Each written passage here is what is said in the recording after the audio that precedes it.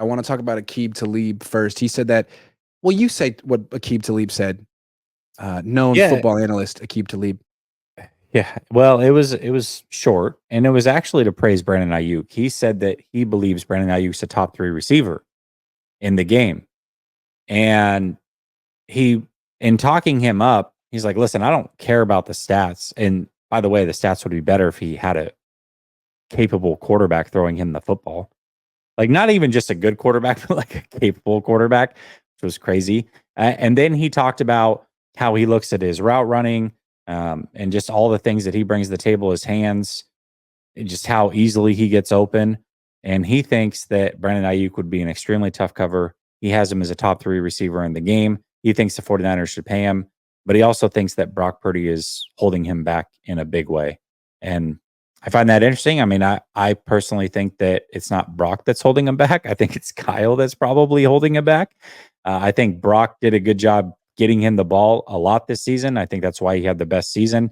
And I think that he's tailor-made to play with Brock Purdy. But Kyle Shanahan is the one that ultimately is making the decision on who his number one reads are time in and time out. And we saw in a Super Bowl, he featured Deebo Samuel, not Brandon Aiyuk. So I don't put it on Brock, but that was pretty damning to say about Brock, I would say.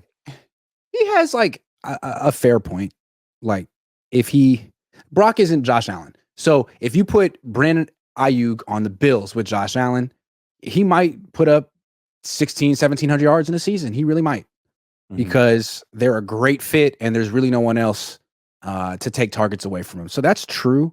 But is Brock holding him back, or is Kyle holding him back?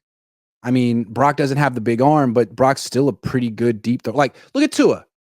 Tua has a weak arm, but he gets the ball deep to Tyreek Hill and Jalen Waddle consistently, no problem.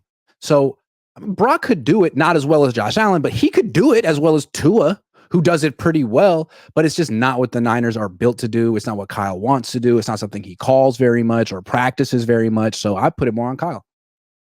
Yeah, I agree with that. And the exact quote was, "You get him a real quarterback." See, that's just weird and dismissive. That's so. And it's like, you can say that about Brock, but you couldn't say that about, if you said get him a real coach and he'd be a top 3. You can't say that about Kyle Shanahan. He's so good. What about Brock? Why is Brock not a real quarterback? Yeah. I mean, that implies like he's not even starting level quarterback in this league, which he's a starter in this league. I don't care what you think about Brock Purdy. He clearly could start in this league. That was a bit over the top. That was a bit over the top.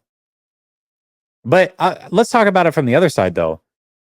Thinking Brandon Ayuk's a top 3 receiver, I mean, that's a bold claim. Let's think of we had him around number 10. We just did this list a week ago, Grant, and we had him around number 10. Having Brandon Aiyuk as a top 3 receiver, that's a bold claim as well. I don't know about that, man. Like, I was having this discussion with my friend I went to high school with, who was the quarterback on the team at O'Dowd. So he's a better football analyst than me. And I was saying, like, okay, well, Aiyuk has a point, like if Jalen Waddle got $28 million a year, how can you not offer him that? And my friend Milt, shout out Milt, was like, well, forgive me for saying this, but I'd rather have Jalen Waddle than Brandon Aiyuk. And I was like, well, why? And he's like, well, he's faster.